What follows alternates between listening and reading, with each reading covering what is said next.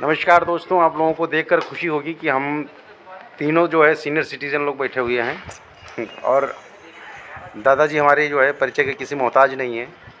आपसे एक बार बात करते हैं।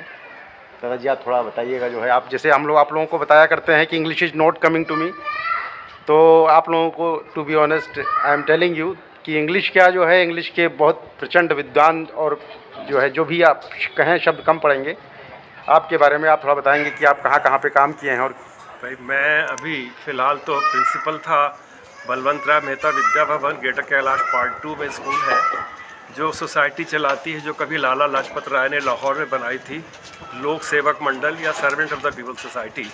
इसका उद्घाटन महात्मा गांधी ने किया था। ये सोसाइटी आज़ादी के बाद भी समाज सेवा के काम में लगी रही। तो दिल्ली में जो आज़ादी के बाद फिर ये दिल्ली में लाजपत नगर में शिफ्ट हुए, पहला स्कूल वहाँ शुरू किया और दूसरा स्कूल ग्रेटर कैलाश पार्ट 2 में डाला था।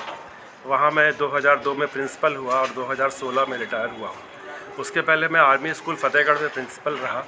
लेकिन मेरा एक शौक़ था, मैंने central institute of English and foreign language से हैदराबाद से post graduate diploma in teaching of English किया हुआ है।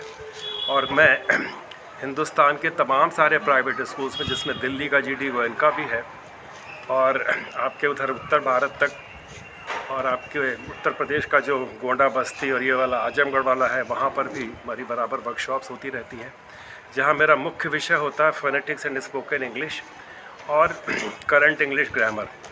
इन दो विषयों पे मैं काफ़ी समय से, इस वक्त हिंदुस्तान का कोई भी बड़ा पब्लिकेशन नहीं है जिनका मैंने रिव्यू ना किया हो, चाहे वो ऑक्सफोर्ड यूनिवर्सिटी प्रेस की बुक्स हो ग्रामर की, कैम्ब्रिज यूनिवर्सिटी प्रेस की, मैकमिलन और आपका Pearson, Amity university press, Madhuban, इन सारे पब्लिकेशंस में हमारा काम है।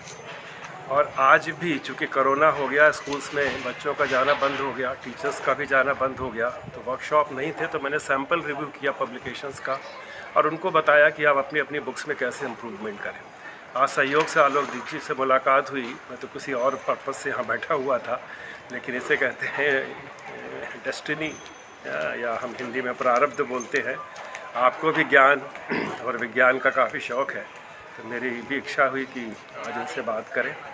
तो बहुत बहुत धन्यवाद। आगे भी हम जो कुछ भी मुझसे बन पड़ेगा, आपका जो ये ग्रुप है इसमें कंट्रीब्यूट करें। Thank you. और आप लोगों को बताते खुशी हो रही है कि ये मेरे लिए सौभाग्य की बात है। वैसे इंग्लिश मुझे आती भी है थोड़ा सा जो है, लेकिन जो मैं कहा करता था कि English is not coming to me, तो आज इंग्लिश के जो भी कहें आप विद्वान, तो आप जब भी कोई ज़रूरत हो, आप कुछ भी जानना सुनना चाहें, तो हम दादाजी से कभी 2-4-5 मिनट समय अवश्य लिया करेंगे। तो आप लोग कभी भी कोई क्वेश्चन है तो आप मुझसे इंग्लिश भी आप पूछ सकते हैं खुलकर। आप पूछेंगे, इंग्लिश लैंग्वेज से रिलेटेड हो, भले वो लिटरेचर हो, पोइट्री टीचिंग हो, जिसे एक रेटरिक और स्टाइलिस्टिक्स कहते हैं कि ग्रामर में चीज़ें सही होती हैं लेकिन वो जगह पे फिट नहीं बैठती, ये भी मेरा विषय रहा है, जिसे रेटरिक एंड स्टाइलिस्टिक्स कहते हैं।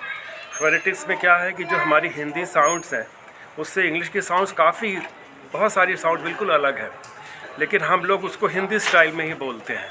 तो ये सारी चीज़ें, जैसे था हिंदी में होता पर इंग्लिश में नहीं होता, लेकिन जब THINK आता तो हम थिंक ही बोलते हैं।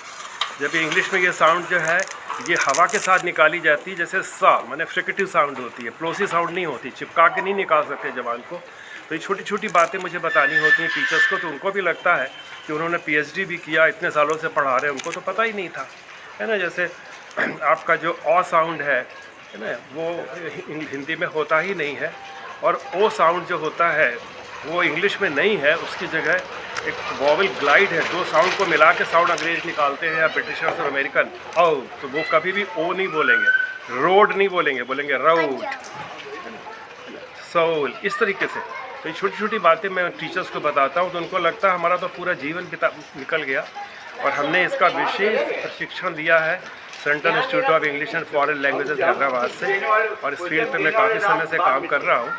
तो आलोक दीक्षित जी जहाँ भी मेरी सेवाएं मेरे विषय को लेके लेंगे, निश्चित रूप से मेरा सौभाग्य होगा कि भगवान ने जो मुझे दिया है मैं आप लोगों में बांट सकूँ। तो आप लोगों को पुनः मिलते रहेंगे और बहुत जल्दी मिलेंगे। इंग्लिश में जो बेसिक नॉलेज होती है, कैसे फोनेटिक्स और फिर कैसे स्पीकिंग करें, उसके संबंध में भी बात करेंगे। अभी आज शुरुआत था, दादा से पहली मुलाकात थी, तो हमने कहा कि आप लोगों से एक बार थोड़ा रूबरू होते हैं, उसके बाद में पुनः मिलते रहेंगे। और हम भी दादा और दादाजी हो, फिर साथ में दादा सब दादा इकट्ठा हो गए, दादा छोटे दादा की बात को किसी और को रिपोर्ट करें, लेकिन आज के ही दिन रिपोर्ट करें तो हम टुमारो को द नेक्स्ट डे बोल ही नहीं सकते, क्योंकि वो टुमारो आपका भी है और रिपोर्टर का भी है।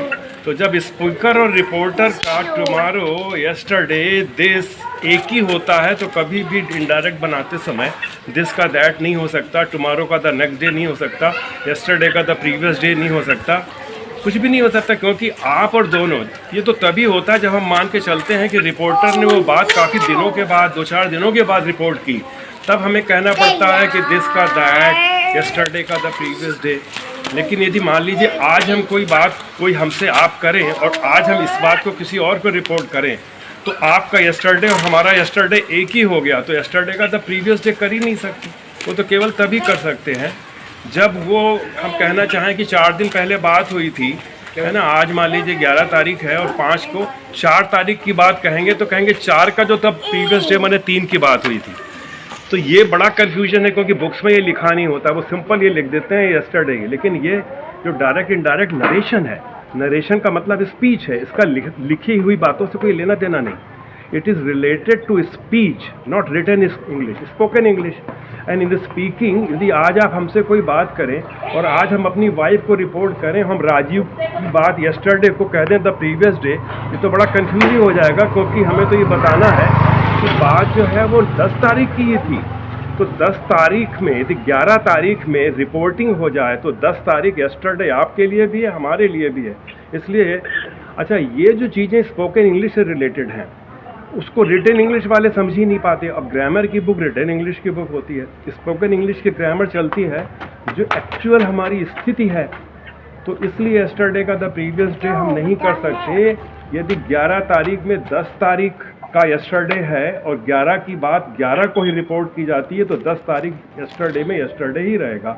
और यदि 12 की कोई बात है और रिपोर्ट हम 11 को ही करें, 11 में ही बात हो, 11 को ही रिपोर्ट करें, तो यदि रिपोर्टर जो है वो 11 को ही बोल रहा है तो 12 तारीख को वो द नेक्स्ट डे नहीं बोल सकता, टुमारो ही बोलना पड़ेगा, नहीं तो सुनने वाला कंफ्यूज हो जाएगा, है ना। हम आपको एग्जाम्पल ही तो दे रहे हैं, हम आपको अब अच्छा, तो अब ऐसा है कि मैं अभी बाहर हूँ राजीव, अभी जब घर पहुँचते हैं तो फिर हम आपको व्हाट्सएप में एग्जाम्पल भेजते हैं। 12-14 है ना, हाँ उसमें लिखा होगा। हाँ, अरे नहीं, ये एक्चुअली एक क्रिश्चियन स्कूल है आपका इटावा के आसपास, उसने ये क्वेश्चन कर दिया हमारे पब्लिकेशन को जिसमें मैं हेडवर्ड में काम कर रहा था।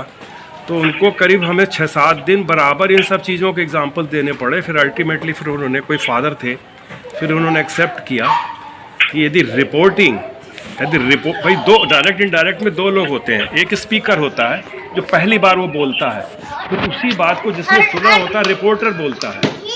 तो जब तक स्पीकर और रिपोर्टर का टाइम अलग नहीं हो जाएगा, है ना। अब आज यदि कोई चीज़ आज स्पीकर स्पीच दे और रिपोर्टर आज ही के दिन उसको रिपोर्ट कर दे, तो आपका टुडे का दैट डे कैसे कर सकते हो आप, क्योंकि टुडे तो ख़त्म ही नहीं हुआ और यस्टरडे दोनों का एक ही है, तो यस्टरडे का प्रीवियस डे कैसे हो जाएगा, क्योंकि वो तो एक ही रहा ना, टुमारो का द नेक्स्ट डे होगा।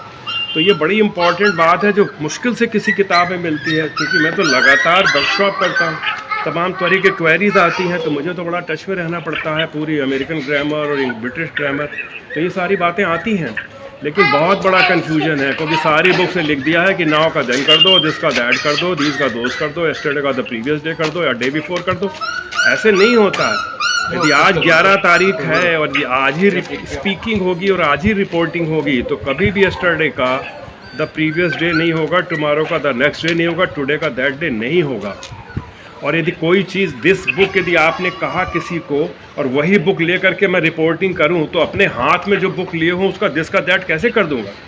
जैसे आपने कहा कि रेन मार्टिन बुक बहुत अच्छी है और आपने हमको दिखाई, और हम वो बुक अपने स्टूडेंट को दिखा के कहते हैं just see this book is very interesting, है ना, और वेरी यूज़फुल।